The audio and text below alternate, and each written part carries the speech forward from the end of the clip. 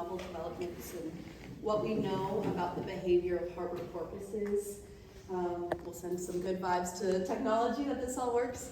But yeah, so behavior is incredibly important to study, not only for understanding the health of individual species, but also understanding the health of the ecosystems of those species. So in the field of behavioral ecology, we have a pretty good understanding of mammal behavior. Specifically though, we have a pretty good understanding of terrestrial mammal behavior. However, we have some really significant gaps when it comes to understanding the behavior of marine mammals. And that's for a few pretty obvious reasons. Sightings might be one-off. Our species are often migratory. The technology we use wasn't, super high-tech until very recently, and most obviously our species live in the water. So when we see them at the surface, that might just be a really small percentage of the actual behaviors that we see these animals doing. And as I said, understanding behavior is crucial to also assessing wider ecosystem health. We know that behavior of animals is often a reaction or a product of their environment due to animals reacting to certain stimuli or environmental cues. So when we have ecosystems as crucial to other sociocultural, economic, and wider environmental impacts such as the Salish Sea, understanding the health of that ecosystem becomes even more important.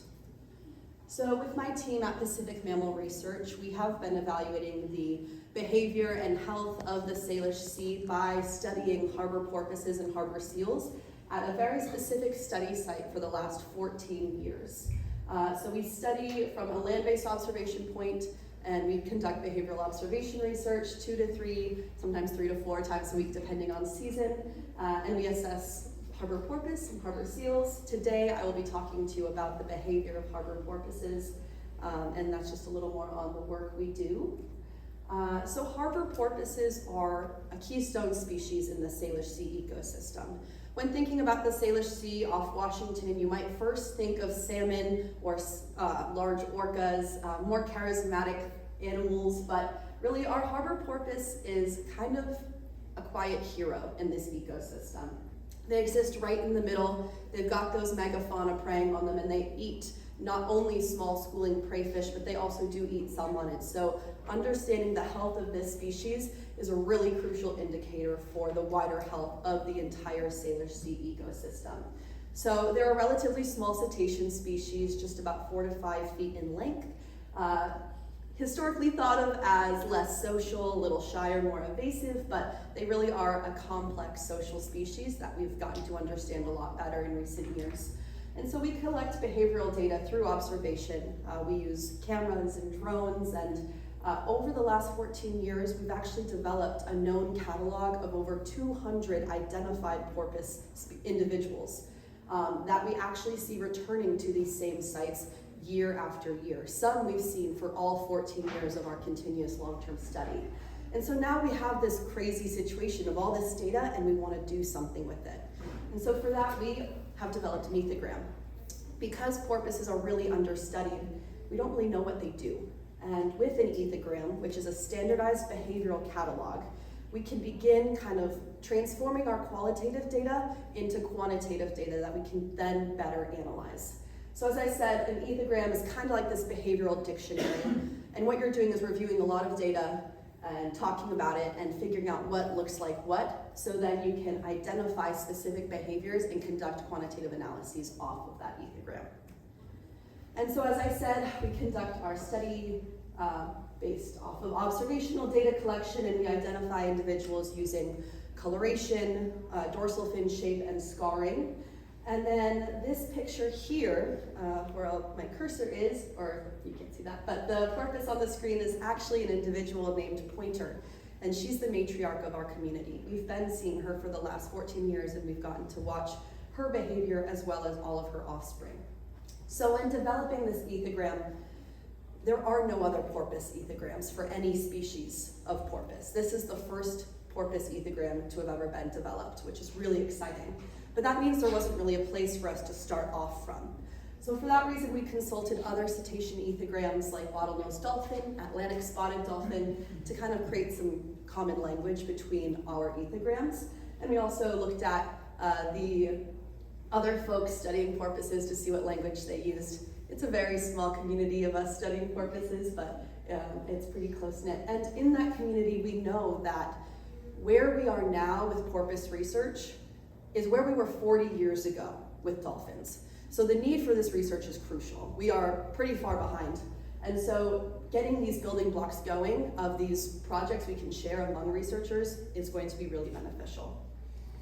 And so with that, we have our research objective, which is how do we develop an ethogram for a marine mammal species that has historically been characterized as being solitary, elusive, or asocial, when really now we know that none of those things are really true about porpoises. And so as we go into the ethogram, here are some key terminology for you to understand.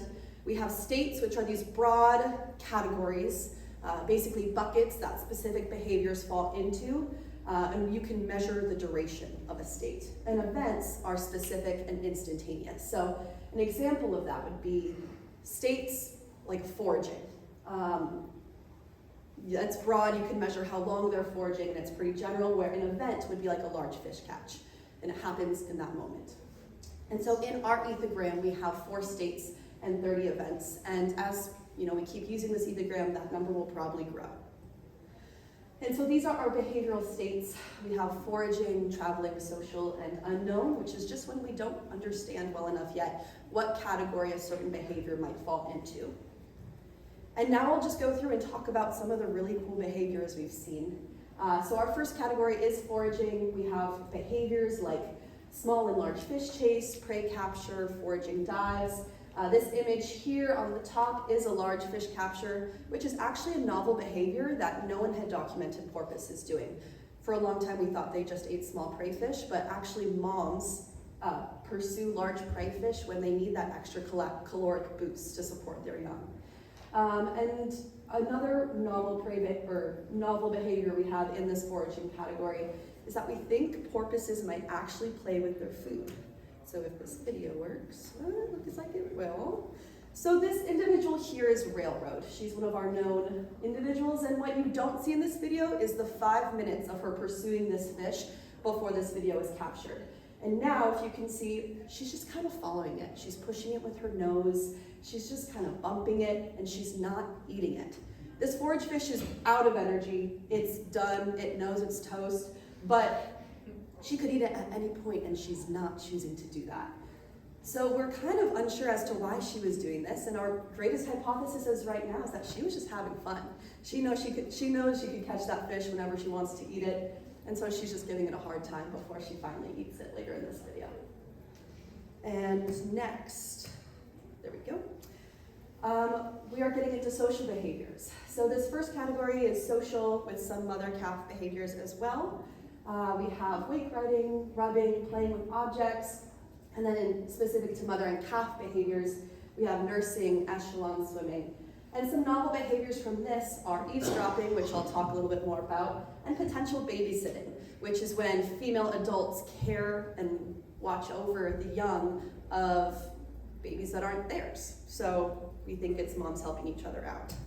But this video, we have eavesdropping, which is when a mom and baby are swimming in echelon, and mom is hunting actively, and they use echolocation to hunt. So she's sending out those signals to capture those prey fish. And as those signals are coming back to her, they're also being received by her baby, which is swimming directly below her. And so what we think is happening is that as mom is hunting, that baby is receiving the signals that are coming back and picking up how to use echolocation to hunt itself. So before it knows how to hunt, it's hunting with mom and learning that behavior, which is really cool to see. Awesome, and so now we have mating behaviors. If you know anything about harbor porpoise, you know that they are very charismatic in their mating strategy, and with that we have a lot of really unique behaviors that we actually don't see in any other cetacean species. And one of those that has been documented more heavily by our fellow researchers down at Golden Gate is this 100% left-handed lateralization in mating attempts, meaning that every time porpoises mate with each other, it's the male coming up from that left-hand side, without fail, every time. And I could talk a lot more about the reasons and mechanisms behind that, but I'll just show you a real quick video of a mating attempt. You'll want to be looking right there in that splash.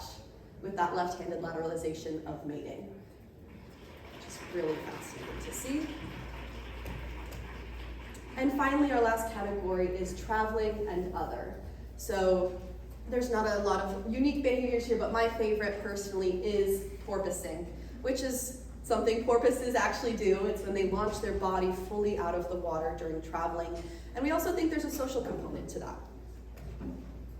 And so why is this research important? As I said, the amount of people studying harbor porpoises, and porpoises at all, is really small. So creating this shared language where we can better work with each other and then understand what we're all seeing is really only going to further our research. And as I've also alluded to, we have a really significant knowledge gap here. Porpoises have long been understudied, and that's something that is rapidly changing. There's a lot we don't know about this species, even in terms of life history. We don't know how long they live or where they go to give birth. So having this ethogram to understand porpoise behavior is going to help us start answering those even most basic life history questions. And finally, we want to know as well what variation we see among individuals, communities, and populations in terms of behavior. And all this will help us inform decision making when we want to conserve this really beautiful, diverse ecosystem. And so what's next? We have a video ethogram now that we just finished creating. We're going to work on creating some inter-rater reliability statistics. And then with our quantitative data now being available, we'll conduct some more analyses on sociality. And we'll use Boris software, which is a really cool new software to do that analysis. So I'd like to thank my team at Pacific Mammal Research, along with NSF and Shannon Point Marine Center for their funding. And with that, I can take questions as we watch some more porpoise behavior.